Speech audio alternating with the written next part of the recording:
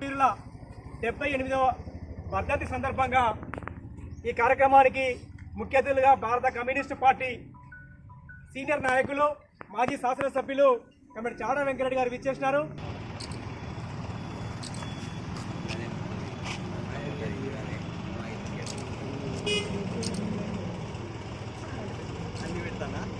భారత communist party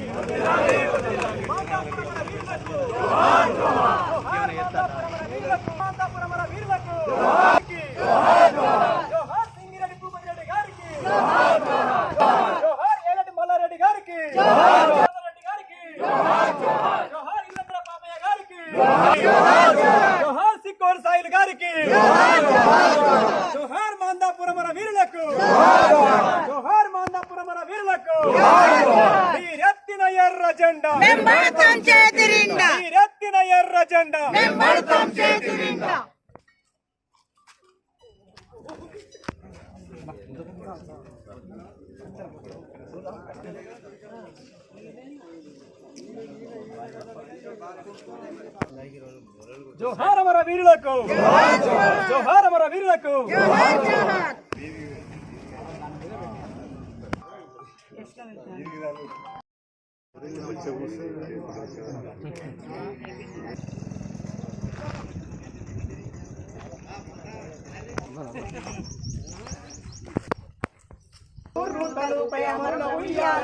అంబరాన నిన్ను చూడగ సంబరమగునే తల్లి, అంబరాన నిన్ను చూడగ సంబరమగునే తల్లి.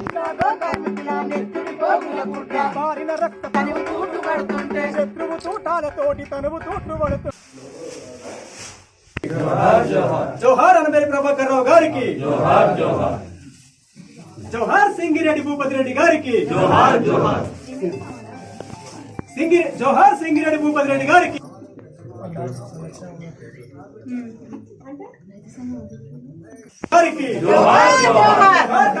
వెంకన్న గారికి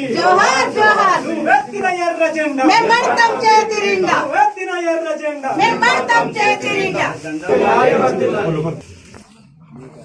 అనబేరి ప్రభాకర్ రావు గారికి, జోహార్ కామ్రేడ్ అనబేరి ప్రభాకర్ రావు గారికి, జోహార్ సింగిరెడ్డి భూపతి గారికి, నల్లగొండ రాజారాం గారికి, జోహార్ రొడ్ల మాధవరెడ్డి గారికి, జోహార్ మాందాపూర్ అమర వీరులకు.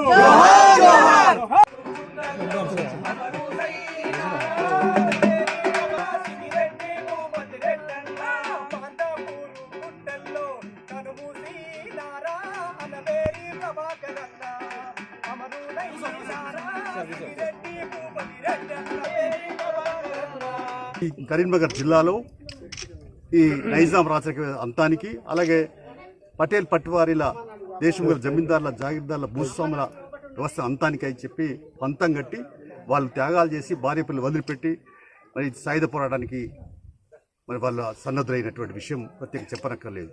తిరుగుతూ మరి మాందాపురం రావడం, మాందాపురంలో కొరియర్ దుర్మార్గంగా ఉండి చూడడం, తర్వాత అప్పటికే ఈ అనబేరి ప్రభాకర్ రావు అంటే నైజాం గుండెల్లో మరి రగులుతున్నటువంటి ఒక అనుభవంగా కనిపిస్తున్నటువంటి నేపథ్యం అది. అందుకే ఆయన కూడా ఆ బుల్లెట్కు బలైపోయినటువంటి పరిస్థితి. అంటే ఎంతటి అనబేరి ప్రభాకర్ రావులో మానవత్వం ముందు త్యాగధనుడు, ఇవన్నీ కూడా ఈనాటి తరానికి తెలియపరచాల్సిన అవసరం ఉంది. అందుకనే ఈ మధ్య ముఖ్యమంత్రి గారిని నేను తెలంగాణ అమరవీరుల ట్రస్టుకు ఆహ్వానించి, నేను తెలంగాణ అమరవీరుల ట్రస్టుకు అధ్యక్షుడిగా ఈ మధ్య బాధ్యతలు చేపట్టిన తర్వాత ప్రత్యేకంగా మొన్న 2వ తారీఖు నాడు పిలిచి చెప్పాం, ఒక శృతివనం ఏర్పాటు చేయాలి. ఎవరెవరికో ఉన్నాయి పార్కులు హైదరాబాద్లో, అది కేబీఆర్ పార్కా, వెంగళరావు పార్కా, ఇవన్నీ ఉన్నాయి. కానీ తెలంగాణ సాయుధ పరిస్థితులకు ఎందుకు లేవు అని ప్రశ్నించి తర్వాత ఆయనకు దృష్టికి తీసుకొచ్చాం. ఇక్కడ ఇట్లాంటి సేనాలు ఇప్పుడు ఇక్కడికి రావాలంటే దారి లేదు. ఎవరి కొరకు ఈయన ప్రాణాలు అర్పించారు? ఆనాడు ఉన్నటువంటి బడుగు బలహీన వర్గాల యొక్క అణచివేతలకు వ్యతిరేకంగా సామాజిక చైతన్యం కల్పించే ఉద్దేశంతో ఆయన త్యాగం చేసినటువంటి వాడికి ఈ తరానికి తెలియపరచాలి. కాబట్టి ఇక్కడికి పెద్ద రోడ్డు, ఒక 5 కోట్లతో రోడ్ ఎస్టిమేట్ కూడా చేయించడం జరిగింది. అది కూడా ఈ పొన్నం ప్రభాకర్ మంత్రి గారికి, ముఖ్యమంత్రి గారికి చెప్తాం. అందులో ప్రధానంగా ముఖ్యమంత్రి గారికి మేము చెప్పింది ఏంటంటే తెలంగాణ సాయుధ శుద్ధులను ఈ తరానికి తెలియపరచాలి. ఆనాటి త్యాగాలు తెలియపరచలేవు. ఇక పాఠ్య పుస్తకాల్లో కూడా ఇవి చేర్చాలి. ఆ త్యాగదారుల మరి త్యాగాలను పోరాట పటిమని నేర్పాలని చెప్పి చేర్చాలని చెప్పాము. దాని భవిష్యత్తు బాటలు ఎత్తని చెప్పినారు. కానీ మనం మార్గదర్శకం తీసుకొని పనిచేసుకోవాల్సిన అవసరం ఉంది. అయితే ఏమైపోతుంది, ఎందుకు మనం కమ్యూనిస్ట్ పార్టీ వందల వేల మందిని మనం అనేక సందర్భాల్లో బహిరంగ సభలో ఇవన్నీ కూడా పెట్టుకున్నటువంటి నేపథ్యాలు ఉన్నాయి. ఇప్పుడు కూడా సరే ఏదేమైనా నెక్స్ట్ మంత్లో వచ్చే నెలలో తప్పనిసరిగా మనం ఏదేమైనా కూడా ఎర్రమేరు ప్రభాకర్ విగ్రహాన్ని ముస్తాబాద్లో ఏదో కూడల్లో పెట్టడానికి సీరియస్గా ప్రయత్నం చేస్తాను. ఇక్కడ నేను ప్రధానంగా చెప్తా ఉన్నాను, జాగీర్ సత్యనారాయణ గారు ఆయన నియోజకవర్గ కన్వీనర్గా ఉన్నాడు. గడి మల్లేషు, మిగతా ఈ మండల నాయకులు, అలాగే అందరు నాయకులు కూడా కరీంనగర్ జిల్లాకు సంబంధించిన కానీ మిగతా సిద్దిపేటకు సంబంధించిన వాళ్ళు కానీ అందరూ కూడా ఈవెన్ హన్మకొండ జిల్లాకు సంబంధించిన వాళ్ళు కలిసి మరి ఇక్కడ మంత్రి కొండల ప్రభాకర్ గారు ఉన్నారు. వారు కూడా ఆ విగ్రహానికి ప్రారంభించుకు వచ్చినాడు. ఆ రోజు విద్యాసాగర్ రావు గారు నిజంగా వాళ్ళ తల్లి పేరుతో ఆ విగ్రహాన్ని ఇచ్చినాడు మనకు, దాతగా విగ్రహదాత ఆయన పాపం నిండు మనసుతో చెప్పి నాకు చెప్పాడు. కొన్న ప్రభాకర్ పిలుచుకున్నాం, అప్పుడు ప్రవీణ్ రెడ్డి గారు ఎమ్మెల్యే ఉంటే ఆయన పిలుచుకున్నాం. ఆఖరకు ఈ మన కెప్టెన్ లక్ష్మీకాంతరావుని పిలిస్తే ఆయన సతీష్ కుమార్ పంపించినాడు. అన్ని పార్టీలు వచ్చినారు. సిహెచ్ కమలాదేవితో ఎవరైతే సాయుధ పోరాటంలో ప్రత్యక్ష పాత్ర వహించి ఒక మహిళగా పోరాటం చేసిందో, బిడ్డ 3 నెలల బిడ్డను మరి అక్కడ దళం దాడి జరుగుతుంది, ఈ బిడ్డని ఎంబడి ఉంటే ఆమె ఏడుస్తూ ఉంటుందని చెప్తే బిడ్డను కూడా ఒక లంబాడుతండలో వదిలి వచ్చిన ఆ కమలాదేవి వరంగల్ ఆమెతోటే ఈ విగ్రహాన్ని ప్రారంభం చేశారు.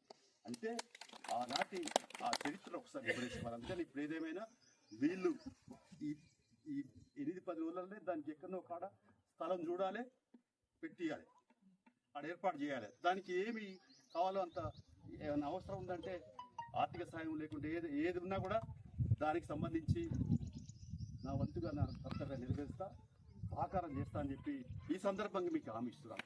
కుటుంబ సభ్యులు సరే వాళ్ళ బాధ్యత వాళ్ళు చేస్తూనే ఉన్నారు. ఆ సందర్భంలో వాళ్ళు చేయగలిగింది వాళ్ళ పని. నాకైతే ఆ అరబేరి ప్రభాకర్ రావు వాళ్ళ వారసులంతా కూడా కుటుంబ సభ్యులందరూ చూస్తే ఒక ఆత్మీయ అభిమానంతో ఒక అతిథులుగా ఒక మన ఆత్మీయ కుటుంబ సభ్యులుగా అనేది భావిస్తా అని చెప్పేసి కూడా ఈ సందర్భంగా తెలియపరుస్తుంది. ఆ రకంగా 10 సంవత్సరాలు వాళ్ళు టచ్ ఉంటారు. మనోహరరావు గారు పాపం మున్సిపల్లో పనిచేస్తూ ఆయన అరబేరి ప్రభాకర్ రావు అల్లుడు, ఆయన కూడా ఆ విగ్రహం పెట్టడానికి ఎంతో ప్రయత్నం చేయాల్సి వచ్చింది. కాబట్టి అప్పుడు కూడా సహకారం అందింది. ఇప్పుడు కూడా మీ అందరితో మీరు చేయాల్సిన పని విగ్రహాన్ని పెట్టాం. నేను ఊరలా ఇప్పుడు మీరు ఊరా పల్లె ప్రజలు వెళ్ళండి, ప్రజా సమస్యలు తీసుకోండి, ప్రజా ఉద్యమాలు నిర్మించాలి.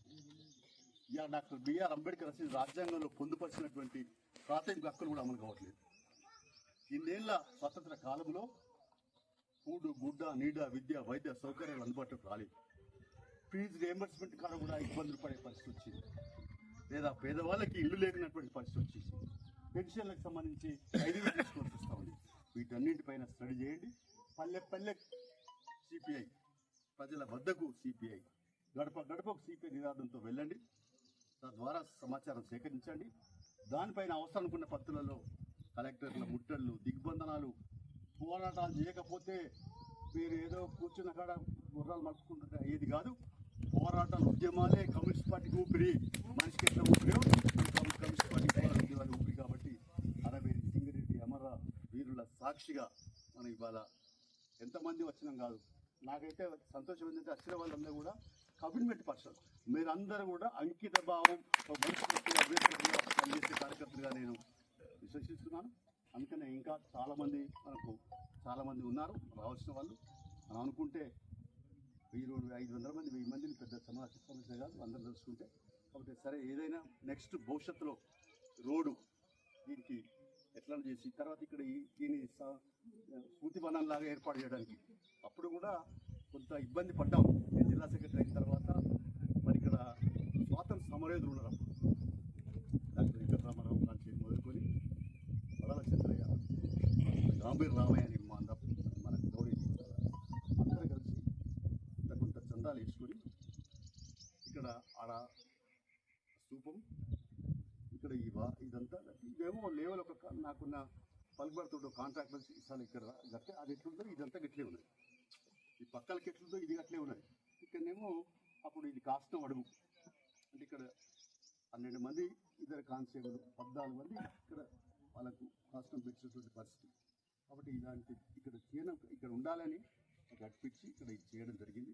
అందుకని మనం ఏదైనా ఒక శృతి మనం ఏర్పాటు చేద్దాం. ఇక్కడ కూడా ఒక కబడ్డీ హాల్ లాగా పెట్టి ఇక్కడ వచ్చుడు బోర్డు వచ్చినట్టు పోయినట్టు ఒక బోర్డు ఇక్కడ చెల్లి ఇక్కడ సర్వైపేటకు కూడా వేసినట్టు సీరియస్గా ప్రయత్నం చేద్దాం. మంత్రి గారితో మాట్లాడదాం. ఆయన గెలిపించడం మనం మనకు హక్కున్నది. తర్వాత అలాగే అవసరం ఉంటే ముఖ్యమంత్రి కూడా మాట్లాడుకొని దీన్ని ఏదో రకంగా ఇప్పుడు ఇది కూడా బాధ ఏంటంటే మన హుస్నాబాద్ అక్కనపేట ఇవన్నీ కూడా కరీంనగర్ జిల్లాలో ఉంటేనే దీనికి ఒక అందం వస్తుంది. దానిపై కూడా మనం సీరియస్గా ప్రయత్నం చేద్దాం.